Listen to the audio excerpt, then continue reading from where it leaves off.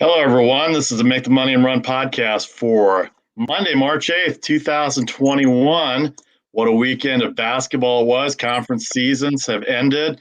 Some tournaments have gotten in, and some teams are already dancing. On this Make the Money and Run podcast, Charlie on assignment. He is Casey Freelove, and I'm Vasu. How you doing, Casey?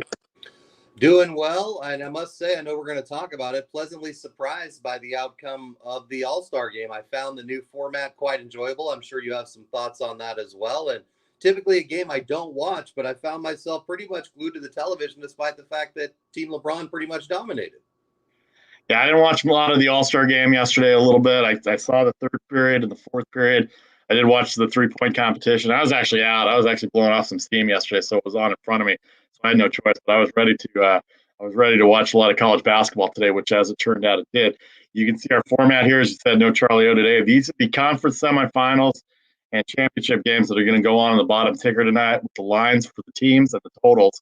So if you have any game you're interested in, you can get to us on Facebook Live or anywhere in the comments section and ask us about a game you want. We're powered by Stables Media. We're sponsored by Viget. Download the Viget app and use the MTMAR promo code to get in there and have conversations with us or anybody on there about your action or any conversations in general as it is. So get on there, get the MTMAR code going. All right, let's start with college basketball. Let's start with the NBA a little bit, Casey. As we said, we're not going to spend too much time on the NBA because we didn't talk about it a lot. It's very intriguing how the game ended up going to the fourth quarter, and Team LeBron had a 20-point lead or a 25-point lead. The target goal was 170 as it was. So it was 146. I knew that. Just my basic math tells me that they were at 146, and the first team to get to 170 was going to be the winner of the game. A Damian Lillard three at the end of the game gives them the victory, 170 to 150. That three not only gave Team LeBron the win and also all the charity for the historically black colleges. By the way, great job by the NBA to support that. Those organizations, those colleges, they did a great job with the anthem and the introductions and everything. But the Lillard three not only ended it, they covered 5.5, did Team LeBron, and the total was at 317. So what do you know? Lillard three to get to 170 gets it to the total. 317 points is the over-under, Casey. Was there really any doubt on Friday when we talked they were going to get to 317? Right, yeah, we talked about it, especially when they had that comfortable lead. You knew that the Team Durant was going to rally a little bit and try and make it close, bomb as many threes as they could, and that was the case late in the game. A lot of people got burned on this game, some people in my gambling groups, because 317 was a consensus number, but a lot of books in Las Vegas itself moved that number as high as 319.5 by the time it tipped off. So, again, you got to shop your lines. They all went over, but some of my friends that were on the under got burned a little bit, which is a bit of a bummer. But 170 to 150, I mean, we talk about a lack of defense. Giannis Antetokounmpo goes 16 of 16, blowing away the all-time All-Star record as far as efficiency for shooting. And the funny thing is, he might not have even been the most deserving between what Steph Curry did in the pregame, winning the three-point contest, and then just bombing from all different areas of the court. There wasn't a shot he didn't like between he and Dame Lillard. Very enjoyable, and I think LeBron's got to be thrilled that he had the first pick because he picked the MVP with his first selection. And all in all, like I said, it was fun. The slam dunk contest was nonsense because they didn't even have the right guy in the final. But, you know, I'm not a judge. I'm not a former slam dunk champion, so I can't really complain. And as I was watching the dunk contest, I'm telling my girlfriend about the D Brown 91 Reebok pump dunk. And she's like, what the hell are you talking about? Thankfully, we live in 2021. I was able to pull it up on YouTube, and now she knows why D Brown will live forever between that blindfolded dunk that he did and the pump up the Reeboks and slamming it down. So it was cool to see D Brown there. And, of course, you know, the human highlight film, Dominique Wilkins as the main judge. I enjoyed that very much. But getting back to your point, look, it's an all-star game. It's an exhibition. I will say this, Vasu, for a bunch of guys who said they didn't want to be there, they played like they did. Well, you know, I mean, if you're going to be there, you might as well play, right? Giannis, 16 of 16. I haven't looked at the entire box score. I know he had 35. Curry had 28. I think Luka had 22. I'm not sure. I don't have the box score in front of me. Maybe you can help me with that. But if he was 16 for 16, the parts that I did watch, I know he hit some three-pointers. So that means he didn't miss a three at all in the game that he took. I think he took 4, if I remember hearing the broadcast right. We were out somewhere in a place that was socially distanced and outside to have some alcoholic beverages and food. So I wasn't exactly paying attention to that. I was watching college basketball as we get to that. But how about the three-point contest as we get to it? By the way, Steph Curry, who had a tough itinerary, he didn't play Thursday night. They gave him Thursday night off against against Phoenix, and we knew what was going to happen from a point spread wise with Phoenix and Golden State. No Curry, no Green. So he gets his rest. He comes out. Mike Conley only had 17 points in the final. I didn't watch the earlier rounds, but 17. Steph could do that left-handed with all the baskets, and he could do it from one rack basically if he gets on a roll. And sure enough, he did get on a roll, and he was able to take the competition from Mike Conley, who I never really thought of as a three-point shooter, but there he was at the end, and Steph Curry ends up winning the three-point contest. Takes from that case. Yeah, Curry needed the money ball. He got the money ball, and I mean, there's no more dangerous shooter in NBA history. We're very blessed that this guy's only 31 years old. We've still got many years to watch him. And I've really changed my tune. I've gone back and forth to the Warriors because I'm here in Sacramento. So you're supposed to just have one team. I did live in the Bay and caught the Warriors' first playoff win to start this run when they beat the Nuggets a few years back. Then I kind of hated on them, especially when they got Durant. Because I'm like, come on, man. This is supposed to be basketball. It's supposed to be fun. But my level of respect for Steph Curry is at the highest. He's clearly a Mount Rushmore figure from the modern day NBA. He'll be right there talked about with LeBron and probably Kevin Durant, the way that Brooklyn's going right now. I know we'll talk about their move in a moment, but just nothing but respect for the guy. And again, the confidence to just shoot the ball from any spot in the court. There's not a 3-point line that you could set that he would miss from. I mean, you can put the 3-point line at half court and Steph's still going to bomb it. Mike Conley is a great player too. And I know he was motivated to try and pick up that victory. And Steph joins, I believe, 6 other players. The last one to do it was Jason Capono to win 2 3-point championships in their career. So 2 out of 7 ain't bad. He knows what he's doing. And he's the reason why the Warriors are even talked about on programs like this, Vasu. And finally, regarding All-Star Weekend, which wasn't a weekend, everybody got in on Saturday, and they combined all the events on Sunday, and that's why they didn't have a lot of the All-Stars there in terms of the slam dunk competition. The slam dunk competition was 3 guys that maybe a lot of, unless you absolutely follow the NBA, don't know exactly who the NBA slam dunk guys are. Anthony Simons of the Portland Trailblazers, Obi Toppin of the New York Knicks, Cassius Stanley of Duke, a rookie with the Indiana Pacers. Cassius Stanley doesn't get a lot of time on the floor, folks. Obi Toppin is in the rotation for the Knicks and they're playing well, and he's a part of it. We joked about the Knicks for the last year, but now they're a 500 team, and Obi Toppin is a big part of it. And he was, if you followed college basketball at all, he was big time in Dayton last year on their run before the tournament got ended abruptly. Dayton was on their way to a possible Final Four run, so Obi Toppin led that group. But Anthony Simons, I got to find out, and I don't know where you can find out on the analytics, Casey, of this or the advanced stats. How many slam dunks does Anthony Simons have in his 3 years with the Portland Trailblazers to begin with? Because every game that I've seen him play, he's a 3-point shooter, he's a distributor, he's the backup point guard. For those that don't know, he's the backup point guard and off guard to Damian Lillard and CJ McCollum for the Portland Trailblazers. So not a lot of playing time in there, but he is an important piece to the Portland Trailblazers. But a slam dunk competition for Anthony Simons, congratulations. By the way, you did win, but I want to know how many dunks you had yesterday versus how many you've had in your 3-year career, Casey. Well, he's only had 2 this year, that's for sure. And he hasn't even played that much, as you mentioned. So it's kind of his time to shine. And that's been the trend in recent years. Again, talking to my girlfriend while we're watching, I'm like, back when we were kids, this mattered. Like Jordan and Spud Webb and Dominique and all the titans of dunking were involved with this. And lately, you can't really sell that to them. And I get it. A lot of those guys are busy playing in the game. And especially with yesterday's format, you can't complain. But as they were saying on the broadcast, let's see some more minutes and some more aggression out of this guy once he gets back into the game. I mean, he does have an opportunity to play because McCollum's been hurt and out, so he's gotten a little bit more playing time. But as the announcers were saying, because I can't say I've watched every Portland game, but he doesn't really get an opportunity because of the way that Terry Stotts coaches him to really go at the rack. So maybe you found something here. He obviously has the athleticism to do it. And if he would have gotten a half inch closer and actually kissed that rim, that's probably one of those dunks you could put in bronze and immortalize. And I know everybody was trashing him for not doing it, but A, I've never been able to dunk a basketball, and B, if I could, I'm not sure that I would try and get my face in position with a hardened rim that's right there trying to take out my front tee. So I think he did everything he needed to do to win. But again, I was a little disappointed with the scoring in the first round. And he talked about Obi Toppin. He's one of the reasons there that the Knicks are playing better. He hasn't logged a ton of minutes, but he's big, he's athletic, and he's complimenting the rest of those guys well. The Knicks are probably the biggest surprise in the East, I think, if we took a informal poll of all 3 of us that do this show. So all in all, good format. It was a lot of fun, and I felt like, we got our money's worth for watching. That's the bottom line. Yeah, one of the other competition that took place was the skills competition with Nikola Vucevic and Domantas Sabonis.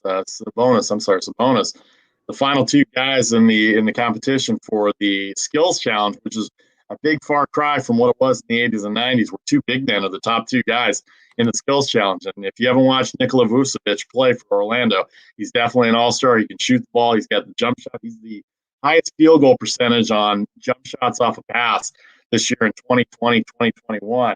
And that says something for him because he's about a 50% shooter. And this is a guy who's nearly 7 foot. And then, of course, Domantas Sabonis, the son of Arvydas Sabonis, longtime Portland Trailblazers, coincidentally, very big part of the Indiana Pacers offense, 20 a game last year, was in the MVP conversation, having kind of a tough year this year, as are the Pacers a little bit because they're without guys and their injuries have hurt. And of course, they've got a brand new coach coming into the scene with Nate Bjorkson coming in as the Indianapolis head coach, the Indiana head coach. So kind of an interesting scenario where two big men are showing off their skills versus the little guys or the guards that have their skill set. But I know you watch NBA basketball, and I know we both have talked about Vucevic and we've talked about Sabonis, but talk about their skill sets a little bit, kind of give everybody an idea, Casey, of their skill sets as it related not only to yesterday, but how their game reflects in actual regular season games. Yeah, I mean, it's probably one of the more prestigious things to win because it's kind of the all around. It's like I can't dunk or shoot threes at quite that clip, but all in all, my skills are very good. And he was the first Pacer to win this skills competition, meaning Reggie Miller probably never participated or finished second many times when he did. I only caught a little bit of the skills competition, but I agree with your assessment as far as it does give fans a chance to find a couple of guys that maybe aren't brand name, aren't Sports Center highlights because they're not slam dunking the ball every night.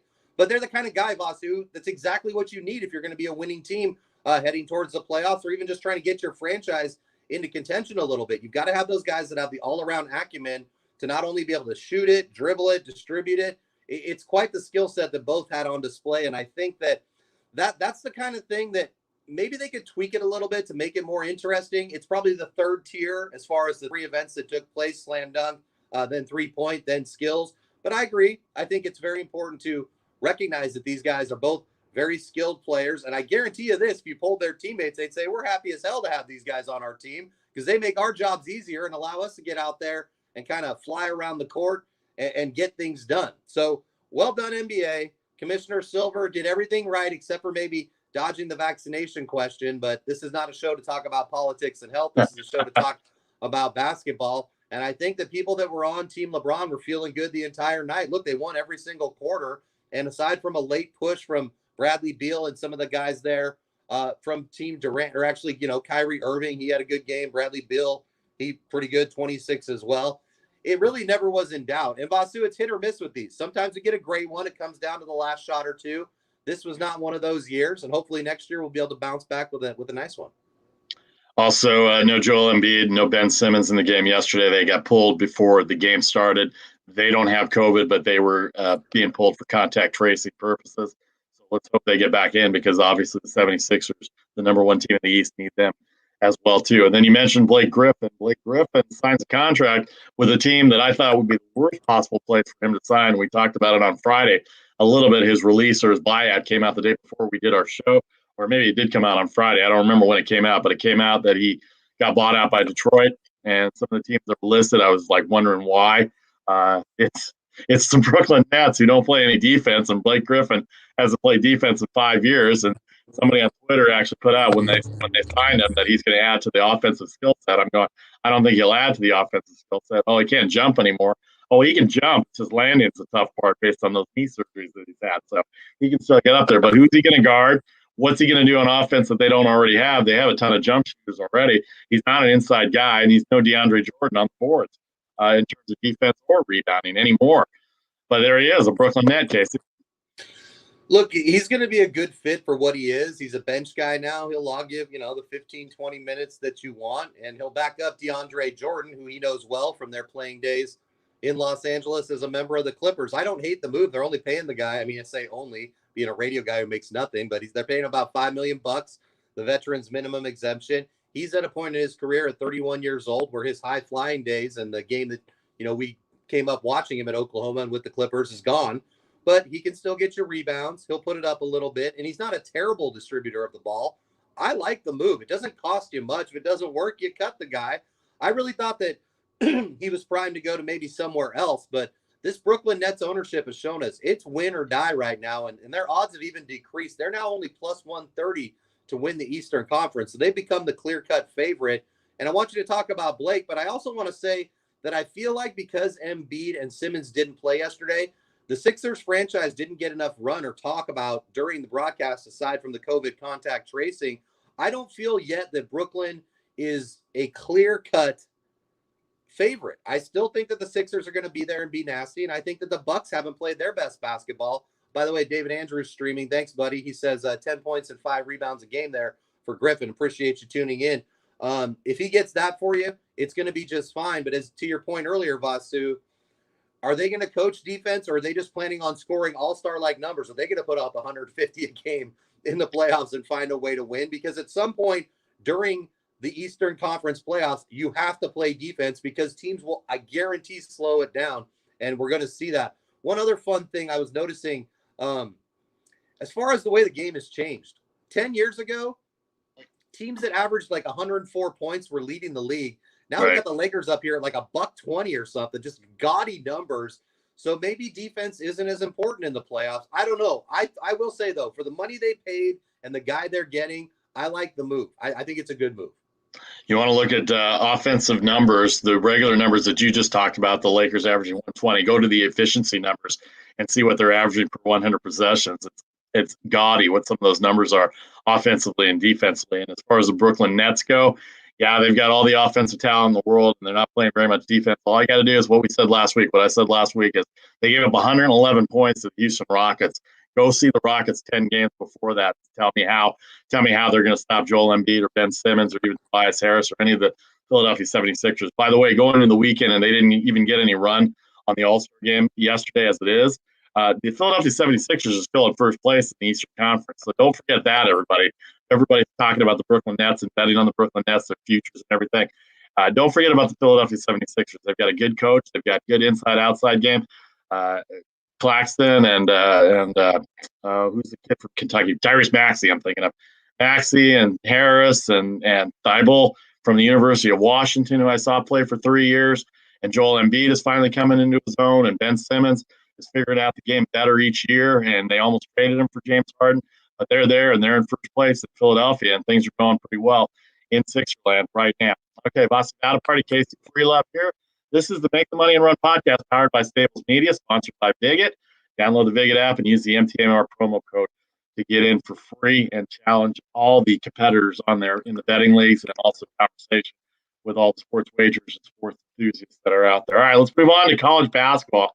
What a weekend in college basketball. There are some teams dancing. We'll hit those less than known power conferences, but the ACC is up here on our screen right now. By the way, on our ticker, you can see the conference semifinal games tonight with all the regular season games over, conference semifinal games in each of the conferences, and conference championship games that are scheduled for tonight. Anybody have any comments on any of these, or if they're your alma mater, feel free to drop them into our comments page right now. But let's take a look at the ACC as I look at the scoreboard from Saturday. The biggest shock to me, obviously, it's hard from a wagering standpoint. We know how tough it is for road favorites to cover. But boy, Florida State laid an egg on Saturday at Notre Dame, 83-73. A loss to Notre Dame that cost them the championship of the ACC crown.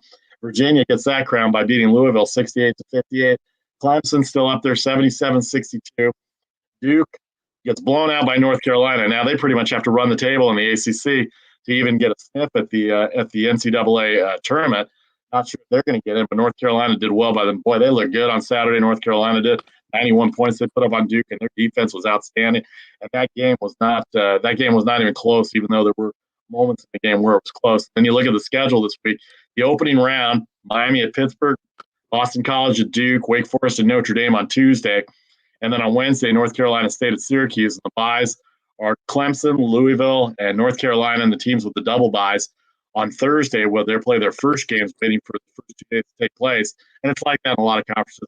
Virginia, Georgia Tech, Florida State, and Virginia Tech. I'm sorry, Virginia, Georgia Tech, Virginia Tech, and Florida State. A lot of techs there. But how good is Georgia Tech? Virginia ends up winning the division. Florida State winds up in the 2 seed. I guess it's the 2 seed of the ACC, or tied with Georgia Tech for the 2 seed. But let's take a look at the ACC a little bit, Case. Give me your impressions of what happened over the weekend and going into this week, starting tomorrow. Yeah, I watched that whole Carolina-Duke game because I am the anti-Duke, so I enjoyed it very much watching Carolina mop them up. Just 42-26 at halftime, and they never really looked back. I think the Dukies will be happy to head to the NIT, or knowing Coach K, they'll probably just bail and say, look, our season's over. We're not very happy. What we've seen, though, Vasu, is perhaps a little light at the end of the tunnel for number 7, Louisville, and we're talking about the brackets now. Number 6, North Carolina. I think Carolina probably cemented their status as being in. But now you're looking at maybe 7 teams from the ACC, depending on what Louisville does against the winner of that Duke-Boston College game, which will take place tomorrow. If you're a Duke fan, look, you got to get to the conference final if you're going to have a chance to pick up a bid, because you've fallen so far under 500 in your league.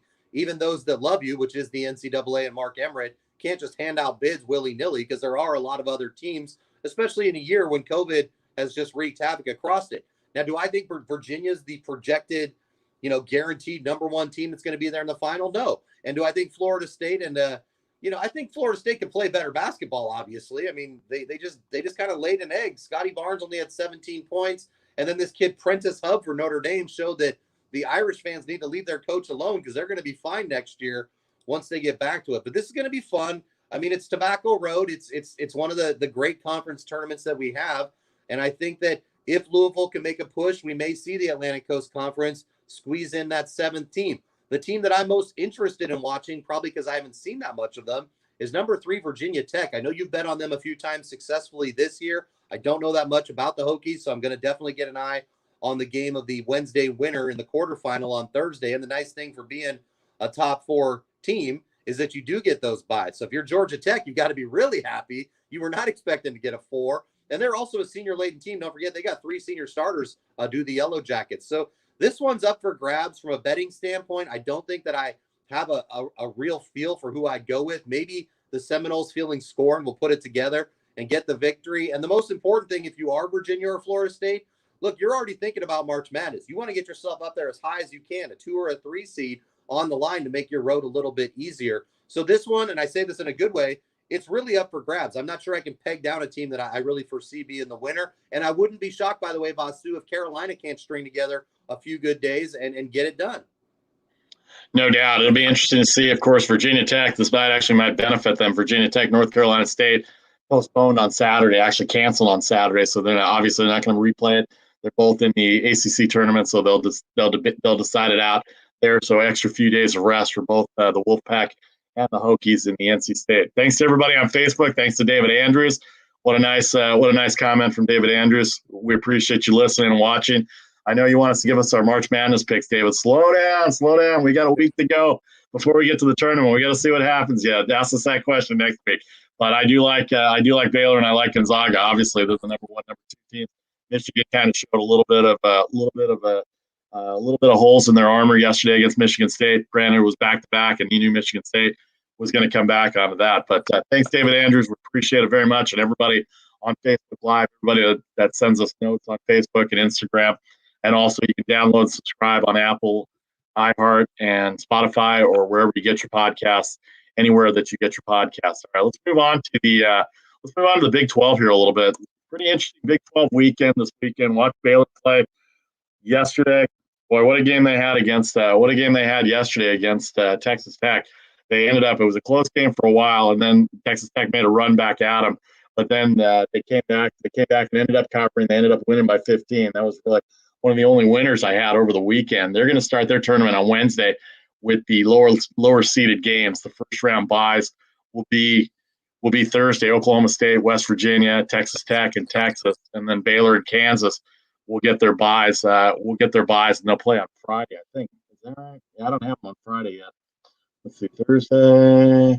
Oh, yeah, to be determined. I'm sorry. Baylor, Kansas get the buys, and then they'll play the winners of those 2 games as I look at the scoreboard here. So Oklahoma State, West Virginia, Texas Tech, Texas on Thursday. And then Wednesday, Kansas State, TCU, Iowa State, Oklahoma.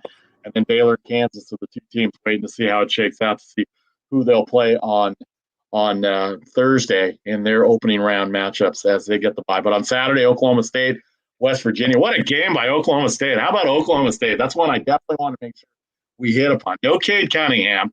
And sometimes their coaches and their players, Casey, and their teams, and even analysts and broadcasters, and even people like us say, when your best player is the only one getting all the attention, the other players either step up or they sit down. And in this case, the Oklahoma State team has a bunch of shooters that can play. They've got guys that can play, and they had Cade Cunningham out on Saturday, and Oklahoma State just shot the lights out of the ball. Avery Anderson was one of the guys one of the guys that shot the lights out of the ball. They got an 85-80 victory as a 10-point underdog on Saturday at West Virginia. That is not easy to do.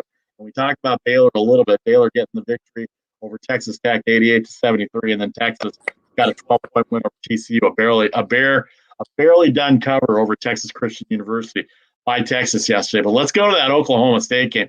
How much confidence are they going into? I mean, this is a top 1 to 10 top team conference in the NCAA to begin with. Anybody can really win that conference tournament right now and make a name for themselves and really hurt some of these conference winners that are coming in. These other multiple bid leagues like the Mountain West that are looking for teams to lose or looking for their champions to lose. But I was so impressed with Oklahoma State on Saturday, watching that game without Cade Cunningham and watching them take down Bob Huggins, who was going for 900 to win on Saturday. He didn't get it. He'll have to wait till this week in the conference tournament if he gets that win in here. But I'm running out of words to talk about how good that Oklahoma State team played without Cade Cunningham on Saturday. Yeah, you've got 3 teams surging right now. That is Baylor, Kansas, and Oklahoma State out of this conference, and all 3 are going to be dangerous. I was a little underwhelmed with Texas Tech's second half performance. I did watch that whole game against Baylor, and Red Raiders fell apart a little bit.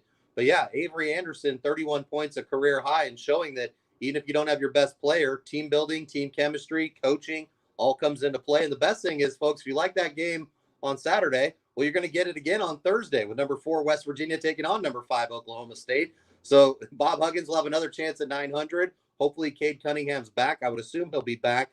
And I think that Baylor showed against Texas Tech that they really shook off the rust. So this is, again, in my opinion, the best conference. I know Big Ten folks want to argue about it, and I'll take that argument. It's a valid argument considering how well some of the teams in the conference look this weekend, not named Michigan. I'm sure we'll talk about that in a moment. But this tournament matters, Vasu, because Oklahoma has almost played themselves out of the tournament. They're a 7 seed. They've now been foisted into the first round on Wednesday. They'll take on a very beatable Iowa State team, who I think only has 5 wins on the season. But things have really fallen apart in Norman, which surprises me because they've got a great head coach. They've got a senior point guard, and they were running pretty well until the last 10 days. And kind of the wheels fell off of the Boomer Sooner schooner, if you will. So I think that's going to be very interesting to watch. As I mentioned, I think Baylor is starting to round into form, and it's perfect because the one good thing about COVID, and I know they're young and they don't need that much rest, but anybody who's dealing with even just a nagging kind of calf thing, knee, elbow, you get a chance to rest and come out and play your best basketball when you need to, a la what they did against Texas Tech. So this tournament's going to be phenomenal.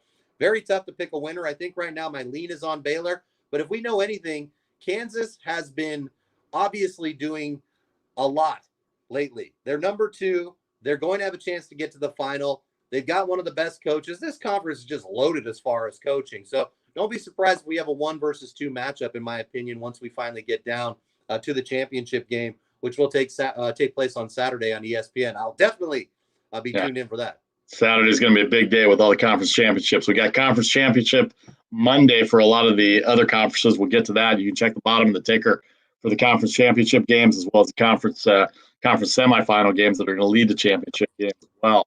Let's get to the Big Ten here a little bit. We talked about the Big Ten. 4 games took place yesterday. Iowa blew a 14-point lead twice, did not cover against Wisconsin, 77-73 over Wisconsin. Northwestern did not cover 7 against Nebraska, 79-78. Nebraska played well to close out the end of the year. Michigan upset by Michigan State, 70-64, 3 days after Michigan blew out Michigan State 69-50 in Ann Arbor. And then Penn State comes back and beats Maryland, another team that I had Maryland and I had Iowa. Both teams had 14-point leads, and they both do not cover, and Maryland ends up losing outright. Maryland was on the rise here for the last week and a half, and they let it go at the end there, and they lose to Penn State 66-61, a lower team. If you're looking at the schedule this week for the Big Ten tournament on the Big Ten Network, Minnesota at Northwestern on Wednesday, Nebraska and Penn State also on Wednesday. Thursday, Michigan State at Maryland, Indiana at Rutgers, with the byes for Thursday being Ohio State and Wisconsin, or they'll play on Thursday against the winners. And then the double byes, the first games for Michigan, Purdue, Illinois, and Iowa will all take place Friday, heading into a semifinal Saturday and a championship Sunday for the Big Ten. So Iowa, they let up a lot of points. Wisconsin does not shoot the ball well, and I don't know how Wisconsin got back in that game, honestly. That was disappointing from a wagering standpoint for me, but also from the standpoint that you can't blow 14-point leads at home. And I know Luka Garza was having a big day, and what hurt them was Wieskamp going out. He was on fire, white hot, 4 3-point goals in the first 7 minutes for Joe Wieskamp, and then he got hurt, and he was done for the rest of the game. So you got to think that they got to get him healthy going back in. The double bye will help Iowa. He'll have another day off to get ready for that tournament play-in. But Michigan State, we talked about it on Thursday. I felt bad for anybody that was going to play Michigan after Illinois upset them, Casey. Sure enough, it was the Spartans that came in on Thursday night. But, boy, give Tom Izzo credit, give their players credit. They could have packed it in because they know they're not as good as they were in the past. They came out not only upset them, but they had big leads all through the game, and they were never really threatened in terms of giving up a lead or falling behind or anything like that. They maintained a steady pace all throughout that game and were able to come out with a 6-point victory over their crosstown rivals in the Wolverines.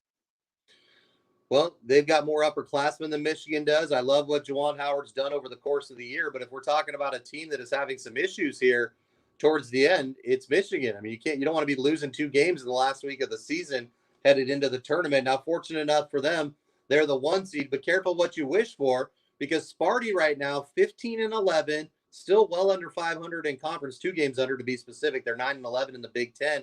I think they beat Maryland in the Thursday game, and then guess what they get on Friday? Another game against Michigan. If you like a trifecta, well, we're probably going to get it in the quarters because that's the way it would set up with Michigan, the 1 seed, taking on the Game 3 winner. I like what Michigan State is doing right now. I believe in coaching as far as when it gets to the tournament, and I've told you, and I stand by this, we'll have another show on that day, although it'll be after it tips. The Sparty in the first round of the Big Ten tournament is money. They cover all the time, and I imagine this point spread will be very tight considering it's an 8 versus 9. Maryland might even be maybe a 1-point favorite, so I'll probably be looking at Michigan State there. Overall, I think this conference, if you're asking me to pick a winner, this is one where I'm more confident. I believe in Illinois and what they've done, especially the way they looked this past week. We got to go based on how teams are playing right now, who's surging and who's falling. I feel like Michigan's falling. They're ripe for the picking. And I feel like Illinois, having confidence against an Iowa team they might face in the semifinal, might be the team to beat. They're already projected as probably a 1 seed, but if you want to shore that up, you better win this conference championship and earn that one. And they are going to be a very dangerous out. I know you've talked about the Illini quite a bit this year, Vasu. They dealt with some injuries, especially to one of their best players. But another team, kind of like Baylor, where it seems like any rust they may have had, they've shaken it off. I'm not saying Iowa's not a good team as the 3 seed. I just feel like they're a little overhyped. They're already talking about retiring Garza's jersey there in Des Moines, which is fine. You do what you want to do. You're your program. But they haven't exactly, made it to the Final Four or anything as of yet. So this is going to be a fun tournament. I would keep an eye on Michigan State, what they're going to do. I don't feel like right now they have earned more than 6 teams getting in. I think Wisconsin's the cutoff point. But if Rutgers can make some noise, then maybe they'll have a chance to do so. Rutgers, by the way, will face Illinois if they're able to get past Indiana in the opening round. So this one's fun, but I feel like right now momentum is on Illinois. And if I'm going to look to play a team in the conference tournament that's going to be a second choice as far as the money, the Illini is where I'm going. 3 games on Saturday in the Big Ten. Rutgers did beat Minnesota 77-70 in overtime. Minnesota had a good year at home, but they struggled toward the end, and they're going to have to do a lot of work in the Big Ten tournament, probably win it to get themselves into a tournament bid. Indiana, I don't know what's going on with the Hoosiers. Maybe we'll have with the tournament in Indiana and everything going on in Indianapolis. We'll try and get our colleague Kent Sterling on to kind of give us the vibe of Indianapolis over the next week or so. Try and give us an idea of what's happening, how they're prepping for everything going on, especially with COVID and the pandemic, and how they're going to arrange it with all the arenas and all the basketball complexes they're going to use. Purdue beat them by 9, 67-58. They did cover. And then you talked about Illinois. Illinois with a slight upset dog. They were a slight dog, I think a 1.5-point underdog to Ohio State. They go into Hawkeye Arena and beat them 73-68 over Ohio State. I'm sorry, Carver Arena. They beat Ohio State on the road 73-68. Just move back. He had a good game as well on Saturday. All right, Vasu Party Casey, free love here. Let's move on to the Big East here a little bit. We're just going to hit a lot of these conferences right now real quick. We'll have the full swing of them on Thursday and Friday as we get closer to Selection Sunday coming up this coming Sunday after all the games are over. But in terms of the Big East, not a lot going on in the Big East. Villanova lost to Butler on Saturday. Villanova lost to Providence 54-52, and that's the team I'm worried about. I think Villanova and Connecticut probably the 2 teams right now that are probably guaranteed seats in the tournament to begin with. Creighton is probably there as well, too. Creighton, by the way, just reinstated their coach, Doug McDermott. That just came down about 5 minutes ago after he was suspended for the game on Saturday. They beat Butler by 20. Providence beat Villanova by 2. UConn just thumped Georgetown, 96-82. St. John's started the game 18-0 down to Seton Hall. Came back and beat them 81-71. That was one of my winners as a 3-point underdog against Seton Hall. Didn't look good when it was 18-0, Casey, but 81-71. Seton Hall loses to St. John's, and then Marquette kind of in the middle of the pack right now, but they beat Xavier, who has really underperformed since they come back from COVID. I had Xavier on Saturday night, 66-59 loss to me, but Marquette playing well. You'll look at the Big East Wednesday, Marquette, Georgetown, Butler, Xavier. At DePaul, Providence, Thursday, Seton Hall, St. John's, with buys for Villanova, Creighton, and UConn on Thursday. They'll play the 3 winners on Wednesday's game as the Big East tournament gets set. Here's the thing about Villanova, and we know how good they are. We know what kind of coach Jay Wright is. This is a big difference with Connor Gillespie and without Connor Gillespie, because they probably would not have lost that game to Providence or the other game that they did lose against Butler without Connor Gillespie had they had him in there, Casey. And I think that's the key to the whole Big East tournament right now is that Connor Gillespie's out for the year. Danny Hurley's got Connecticut playing great defense. Of course, Creighton can score the ball. Other than that, I don't see a lot of teams out unless they make a run in the tournament. I don't see a lot of teams coming out of the Big East. It's probably a 3-bid league right now. I agree, 100% 3-bid league. And this isn't like Kenyon Martin-esque when Cincinnati lost their big man so many years ago, right before the tournament, and Cincinnati ended up getting dumped down. But this is going to hurt Villanova, no doubt about it. I mean, they were going to lean on Gillespie heading into the tournament, and I've kind of got them off my futures board, if you will. They're not a team I'm going to take a flyer on anymore, even though the odds have increased. Look, you got some bubble teams. You got Xavier. You got St. John's. One thing I'll say about the Johnnies is they're playing at the Garden, so they're accustomed to that, and they're usually a team that can make some noise there. I'm so happy that Connecticut's been back in the Big East. They had no business being in the ACC. I have memories of tournaments past with Calhoun and just that big UCONN just wave coming out of the crowd at the Garden because they support those Huskies, and I think they are a dangerous team led by an elite level head coach. Look, Xavier has home wins over Creighton and Oklahoma. They're 7 seed. They're going to have to do some damage. St. John's has wins against Villanova and Creighton, but they lost to Marquette and DePaul, so that's going to hurt them a little bit. I think you're right in your assessment as far as this being only a 3-bid league. And I wouldn't be surprised if UConn ends up winning it, just because you talked about losing a guy like Gillespie, who you've had the ball go through him so much during the course of the year. It's very difficult to shake off. And I think that once the Big East gets into the tournament, the team that's probably going to make the most noise will be Connecticut. You can't fade Creighton either. You know, distractions aside with the coach off the court, they're a stalwart program going back to their days in the Missouri Valley. And I think they'll be relevant as well. But not a glamour year for the Big East, and I don't really see a national title contender out of that conference. Thanks to David Andrews. David Andrews says, Vasu, you and Casey should be doing Division I college games and NBA games. I would like to see you two doing the play-by-play and the color. It's an awesome show. Well, only if you join us, because all your comments are very good comments, David Andrews. We appreciate all the kind words that you sent to us and everybody on Facebook as well, too. Some of the other comments that he had. He's a Pitt fan. I know he's from the East Coast, and they don't shoot very well, and they looked at the other day against Clemson. Villanova is very well coached. Jay Wright has done a good job, and Michigan does have to take care of the basketball. So we do appreciate it, David. You definitely know your basketball. You're welcome on our show anytime to talk hoops whenever you want to. So let's move on here. Let's go to the SEC. Casey's favorite conference. It's not least but not last but not least, but we'll go to it. The SEC from Saturday, Kentucky blew out South Carolina by 28. I had that game under, went over by like 8 points at the end of the game, but it was a 32-point game, 28-point game. Auburn beat Mississippi State. Alabama came back and beat Georgia by 10. They were 7.5-point favorite. They were down by 15 in that game to Georgia, but were able to rally back in the second half and end up covering that game by a couple of points as they get a 10-point victory. LSU just gets by Missouri, 86-80. Arkansas, 87-80. They were down to Texas A&M big time in that first half, and they come back and beat them 87-80. Not a cover for Arkansas. They were 15-point favorites. And then Ole Miss beats Vanderbilt 56-46. And then the Sunday game, Florida had a 14-point lead on Tennessee. Tennessee turned that around yesterday morning, West Coast time, and ended up getting an 11-point victory, covering a -5.5 against Florida on Sunday. So here we are, Wednesday, the SEC. I don't know how many teams you have in the SEC right now. I have to look at the schedule just to see, obviously, the conference tournament winner, the conference championship winner, and then maybe 3 or 4 other teams. But I don't know who they would be right now. So Wednesday, we've got Texas A&M, Vanderbilt, Mississippi State, at Kentucky. First time Kentucky has had to play on the first day in years. Georgia and Missouri. Can't figure out Missouri. Georgia had probably one of their worst turnover games on Saturday. They were 332nd in turnovers. There's only 340 teams in the NCAA, according to KenPom on the Division I ranking. So that's not very good. South Carolina and Mississippi, and then the byes. Florida has the bye on Thursday, and then the double byes on Friday. Alabama, Tennessee, Arkansas, LSU await the winners of the Wednesday and Thursday matchup. So here's your conference, Casey. Here's the SEC. What's your take on the SEC? Let's go. 5 teams solidly in, those being Florida, Tennessee, Arkansas, LSU, and Alabama, the top 5 seeds. And I'm working off CBS bracketology as well to try and fish for a bubble team who they've got number 6, Ole Miss. They've dropped Missouri out of the tournament line, and I'm right there with them, considering their performance over the last month of the season. Look, this is Alabama's time to shine. I mean, they are living it down there. They love Coach Oates down there in Tuscaloosa, and this has been a huge surprise. But don't forget, Arkansas is a team that is absolutely capable of beating them again. So I think those two are probably in a collision course to get to play each other there once we finally get down to it. Now, Kentucky will be fun on day one. They will slam Mississippi State because they showed you what they can do with that 30-point win on Senior Day over the weekend. But they're going to get eliminated by Alabama. They struggled against the Tide this year, weren't really even competitive.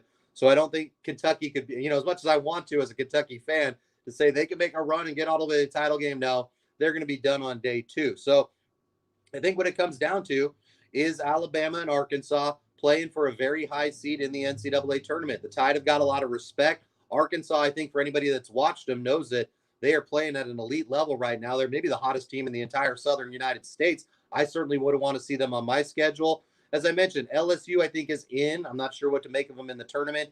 Tennessee picked up a big victory to kind of right the ship. But I can't really make a case for more than 5 teams here this year, Vasu. But I can make a case that I think both Alabama and Arkansas are teams you don't want to see on your side of the bracket. These are very capable teams. They've got good coaching, good players, some senior leadership as well. And I think both of them could make a deep run. But this is kind of an year for the SEC. I just didn't feel that the conference played at the level that they'd hoped that they would coming in. But if you told them that Alabama and Arkansas were going to be right there, they would have taken it. The funny thing is I was in one of our Facebook groups, one of our gambling groups, and all these people were trashing Arkansas. And this one guy popped in from down in Fayetteville saying, hey, y'all don't remember 1994 and Nolan Richardson and that, what was it, 48 minutes of hell or whatever they used to call it. Right. Exactly. So Arkansas is no stranger to being a decent team, and I really love their coach. So, again, the SEC, we probably don't need to spend much more time on it. I mean, do you think that it's going to be any different than Bama versus Arkansas in the championship game? I think it's a collision course. Well, all those people complaining about Arkansas in the group from Saturday, Arkansas was minus 15. They didn't cover, so that's recency bias. And then 1994 against Duke, they didn't cover that game either because that basket was disallowed at the buzzer by Corliss Williamson. How's my memory on that? Jesus Christ, I can't even remember what I ate yesterday, but I do remember that. So I'm looking at the standings right now. Alabama, Arkansas, LSU, Tennessee, Florida, probably the 5 teams that deserve to go in. Missouri and Mississippi probably have some work to do. Kentucky, Mississippi State, all the way down. If you get on a run and you win 4 games in a row and you get through the SEC championship and win the conference tournament from the bottom level down there, Vanderbilt, A&M, South Carolina, Auburn, Georgia, I'm talking to you all. If you end up winning that, then you deserve to go to the tournament based on getting through this round of the SEC. So not a lot to go from there, but that's a pretty good take on that. All right, we'll just hit a couple of these real quick before we hit the Pac-12 to close out. In the American, a very interesting game yesterday between Houston and Memphis. I'm sure you saw the highlights of it, Casey. Houston up by 3, a 10-point favorite. Memphis kid hits a 3 to tie the game. You look like you're going to overtime, 1.5 seconds left to go. And I forgot the kid's name for Houston that made the shot. But with no crowd in there, you could hear all the sound in there. So we put the shot up from half court. I thought it was going to overtime. I switched the channel. And sure enough, I saw the score 67-64, a game winner. But as he shot it, as he left its hand and hit the backboard, you could hear him screaming, that's game, that's game, that's game. Sure enough, the ball went in, and that was game. And, young man, you were right. So Houston, who ended up second in the American Conference, surprisingly, as I find it, ended up second in the American Conference. They get the victory over Memphis. Wichita State wins the conference, the regular season conference title. And then Wichita State, they didn't play. They played Saturday, and they got a big victory on Saturday. They won by 17 over South Florida. So here's what the American looked like. Temple and South Florida, Tulane at Tulsa, East Carolina, UCF, and then Cincinnati, SMU, Wichita State, Houston, Memphis. I don't think we go any further past. It's going to be a pretty good matchup between either Houston, Wichita State, or Houston, Memphis, Memphis, Houston, or Memphis, Wichita State. There's only so many combinations there. Do we see a scenario where Houston's not going to be in that championship game, Casey? No, we don't. And the funny thing is, the 1 seed is the one that actually has work to do. Wichita State didn't even play Southern Methodist this year because of COVID. They only played Memphis once, and they lost by 20. So as long as they, survive in advance, they'll be there. But I think Houston's the class of the conference. Anybody that's watched Houston play knows that they're one of these, quote, outliers that we're saying could maybe have a chance to make a deep run. They're a little inconsistent down the stretch, but I still believe in them. I think Memphis probably could do some work and maybe have a chance if they can make it to the final game to get themselves in. And who wouldn't love to see Penny Hardaway coaching at the big dance in Indianapolis? I'd certainly sign up for that. But it's not a great year for the conference. I'm shocked, actually, as I'm looking at the conference and we're talking about Wichita State, who we mentioned almost no times this year, aside from one time I bet them this year. I can't think of us talking about the Shockers, but a perennial Midwestern, mid-major kind of power. So I think that they'll probably find their way towards the championship game, at least the semifinal. But again, this is another tournament where I'd have to look at the 2 seed as the champion that I would pick. I'll go with Houston. I think that'll help their seeding. They're probably a pretty decent seed, right around a 4 right now if we're looking at the Madness bracket. Oh, I got to think so. Absolutely. So let me ask you this as we lead into the Mountain West, because it's going to be an interesting conference along with the Mountain West in terms of multiple bids. Let's say Houston wins the conference tournament, and all expectations are that they will. Is this a more than one bid league with Wichita State and Memphis? I would give the edge probably to Wichita State. But is there going to be another team coming out of the American besides Houston? If Houston's a conference winner. If they're not the conference winner, obviously you're going to get 2 teams. That might hurt getting a 3rd team. But if Houston's a conference winner, you're going to get a 2nd team out of there. I guess that's a big question. I think if it is Wichita against Houston, then the answer is yes. If it's not, then for the first time in a long time, we'd see a conference that is pretty well regarded around the nation having a regular season champion not get in. I don't know what kind of look that is for the NCAA, but I'll agree. I really feel like those two are headed towards playing each other and they'll both get in. Now watch some bid stealer come in, some 6 or 7 seed we're not even discussing, and make their way all the way to the championship game. They get the bid, and then Houston ends up dropping on the seed line. That could be possible as well as we transition to the Mountain West. Look, a lot of teams with work to do. If you're not named San Diego State, you can't be comfy. Colorado State, look, they're good. We've bet on them a little bit this year, but they also have a couple of losses against quad 1 and quad 2 teams. Boise State struggled down the stretch a little bit. They lost to San Diego State, and then they lost to Fresno State. And I hate this quad reasoning, but they're a quad 4 team right now. Utah State finished 2nd in the conference, but they have a couple of bad losses as well. And as a guy who went to school in the Mountain West, and I remember when UNLV was good, this used to be a really fun tournament. My favorite moment was back in, I want to say 2007, when BYU had a couple of beastly players, and UNLV, because the tournament was in Las Vegas, was able to pick up the victory and get that bid to March Madness. That seems like a long time ago, and it is now in the context of time. But look, if the Rams win some games, they deserve to be an NCAA tournament team. Same can be said for the Boise State Broncos, I think. Utah State, a bit of an outlier. I don't think I have them in. And it's a shame considering how well they did last year. They upset San Diego State in the championship game and would have been a good team in March Madness. But it's a maximum, in my opinion, right now of a 2-bid league. I will say, though, right now, I feel like Colorado State can do enough to get to the title game and find their way in. San Jose State, alumnus here. San Jose State at Wyoming on Wednesday afternoon. Air Force at UNLV, New Mexico, and Fresno State on Wednesday. Thursday, Reno at Boise State, and the buys for the top 3 seeds, San Diego State, who did end up winning the conference, even though they struggled midway through the year. Utah State and Colorado State. Utah State, Boise State were the 2 teams going for a while. Then San Diego State got hot. I think if you're looking at 3 teams, you're not going to get more than 3 teams. And I think probably Boise State probably ekes out Colorado State right now as we get to it. All right, Vasu Battle Party, Casey Free Love here. This is the Make Money and Run podcast, powered by Stables Media and sponsored by Viget. Use the MTMAR promo code and download on your smart devices to get the Viget app. Let's hit the last one here before we get to the pick segment of the show. Remember, we'll be back on Thursday, 4:15 Eastern, 1:15 Pacific. A lot of these conference tournaments will be in full swing, so we'll have a better idea of where to go. Right now, it's all speculation, and you know what? We maybe know better than a lot of the prognosticators out there on the networks, and I know I work for one of the networks. We maybe know better, but I guarantee you this: tune in to us. We're not worse than they are. That's for darn sure. That's the way I look at it. So you feel free to come join our show for that. All right, Pac-12 on Wednesday. Washington State, Arizona State. It was good at the beginning of the year, but not so good now. University of Washington and Utah. Not so good. But Cal Stanford, always a rivalry game, but this was in Vegas, so it's not going to get a lot of play. Stanford started out hot. They ended up really, really, really sad, especially after that USC loss last week by 37. That did not bode out well for them. And then, of course, Cal has carried on Casey Station in Sacramento in the Auburn area, so he knows how bad they were, although at home that they were playing pretty well. Oregon State, UCLA will be a good matchup. UCLA had a chance to improve their standing, but Taj Eddy hit a three at the buzzer for USC to give USC the season sweep for the first time over UCLA in a lot of years. But USC and UCLA really hurt themselves in the last week, and here comes Oregon winning 5 of 6, 6 of 7, 7 of 10, and all of a sudden they're the conference champions now. And the buys that they have will be on Thursday. Oregon, USC, and Colorado are the top 3 teams. Right now, I'm looking at 3 teams. Arizona self-imposed probation, so that's why you don't see the Wildcats on the list here. But those 3 teams right now, so you're going to have 11 teams in the conference tournament. 3 are going to have buys. Is Oregon playing as good as they have all year, or was it because of COVID? I guess is the best way to put it. That really derailed them. And USC started off hot, and Bill Walton still thinks it's the best team in the conference defensively. And then Colorado, you can't play with them at home.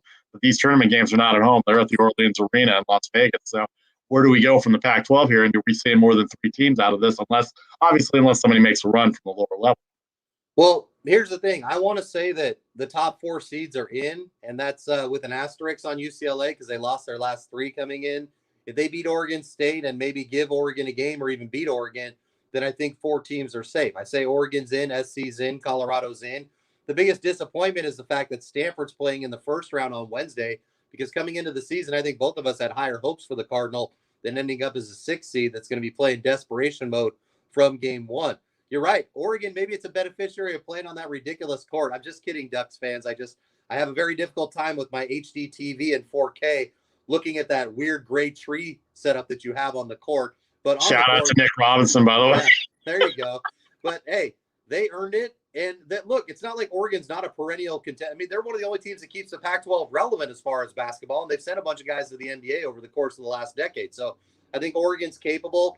Again, I'm looking at a 2 seed, though. I love Mobley. I love the way that USC played when they needed to, and I know you love that 1-point victory that they secured against UCLA over the weekend to certainly boost their confidence. If I'm picking a tournament winner, I'm going with the Trojans in this one, and I think they are the Pac-12's best chance to have a team remaining in the second round. Or I should say, not second round, the Sweet 16. When we get to USC had a big victory over Oregon at home a couple of Mondays ago on one of the makeup games. I think defensively that they can get through. But give Oregon credit; they're going to have a good showing this week in the tournament. UCLA really had a chance to get up there, and USC did too. Bad losses for both of them to Utah, and then USC had a bad loss as well. That was the Utah loss that I was talking about. But boy, that three-pointer doesn't go in for Taj Eddy on Saturday. Then it's all havoc. And then USC was only hoping Oregon State could have done something on Sunday night. Oregon State loses to Oregon on Sunday night, 80-67. The Ducks coming in as hot as anybody. So we'll see how it goes. That tournament starts on Wednesday, as you see on the screen right here. All right, Vasu Battle Party, Casey Freelove here. Let's get to it here. You see the conference championships down below. We got the conference championships, Summit League, the MAC Conference, Sun Belt Conference, and the Southern Conference. So the 4 championship games tonight. As far as the next teams who are going to dance, I probably should have looked up who are the teams that are already in that are dancing. There were a couple of teams that are already dancing from Saturday, right? Loyola Chicago, number 20 in the nation. They won the Missouri Valley Conference yesterday with a big win over Drake. They also on Saturday, there was the Southern Conference Championship, UNC Greensboro. That was a quarterfinal. There were a few teams in there that I'd seen. I wrote these down, and now I don't have them anywhere. But that's the way it goes. I'll give them to you. Okay, I'll give them to you. Yeah. Liberty out of the Atlantic Sun, Winthrop out of the Big South, Loyola Chicago out of the Missouri Valley, Morehead State out of the Ohio Valley, and then tonight you mentioned that we've got a bunch of conference tournaments that'll be concluding tonight as far as some of the outlier conferences. In fact, one I'll have a play on here. Look, it's the best time of year, folks. Live it, love it. It's March Madness. You got it on your phone. You got the boss button coming so your boss can't look over your shoulder while you're watching the games.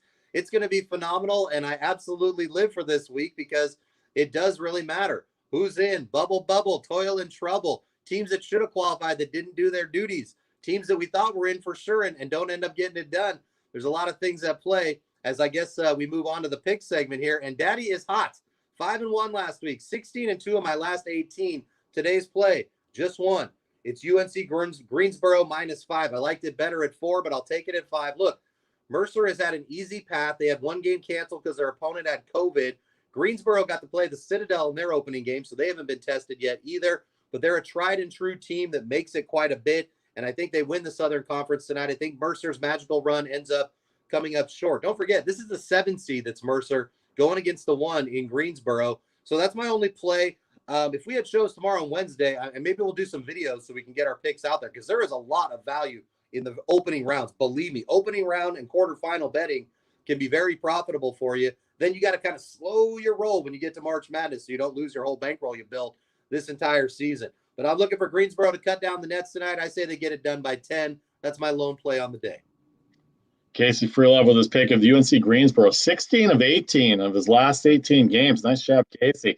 As far as picks for me today go, I'm going to look at the conference semifinals. There's 1, 2, 3, 4, 5, 6, 7 conference, 8 conference final games today. 4 different conferences are having their semifinals.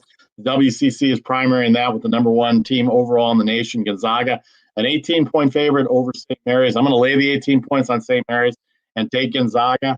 And then I'm going to take Pepperdine +8 over BYU. Pepperdine's been playing pretty well. I know BYU can score a lot. That total seems to be low as well, too, at 148.5. But I'm going to go with Pepperdine +8 in that. I'm going to go in the championship game. I'm going to go with Canisius -6 over Rider. Canisius has played well in the MAC, the Metro Athletic Conference, the Metro Atlantic Athletic Conference, the MAAC. And then I'm going to go South Dakota State +4 in the Summit League Championship. They're going to upset Oral Roberts tonight as a 4-point underdog. And then I'm going to take one hockey game. I'm going to take the St. Louis Blues over the San Jose Sharks tonight. They're laying about $1.55 over the Sharks. Sharks just came off a sweep of the Golden Knights over the weekend. Golden Knights off to Minnesota in their game today after coming off of the victories over San Jose in the weekend. RIP to the Fairmont Hotel in San Jose. The Vegas Golden Knights had to leave the hotel like in the middle of the daytime. So one of my favorite restaurants to grill on the alley. It's not affiliated with the Fairmont. Hopefully they're still open. Hopefully it'll still serve me. And if not, we'll just sit on the sidewalk outside the Fairmont when it crashes. And we'll just go from there on that. But as far as hockey coming back and NCAA basketball, Major League Baseball, we're in spring training. We're going to hit it all on the Make the Money and Run podcast. Charlie will be back with us on Thursday. So today is March 8th, 2021. This is the Make the Money and Run podcast powered by Stables Media, sponsored by Viget. Use the promo code MTMAR on all your smart devices to get there. You have our picks. You have our previews. On Thursday, we'll be more deep into the college basketball with all the conference tournaments. And the NBA will start up on Thursday as well, too. So we'll hit that a little bit as well. And we have not forgotten about spring training in a couple of weeks. We're going to be about midway March by the time our next show comes. And we'll have about 2 weeks until April 1st from opening day. With or without fans, it doesn't matter. There will be games on April 1st. And we'll hit that as well, too. All right, for Charlie, who's on assignment, that's Casey Freelove. I'm Vasu. That's the Make the Money and Run podcast for March 8th, 2021. Have a great afternoon. We'll see you Thursday, 4:15 Eastern, right here on Facebook Live. And until then, as always, good luck.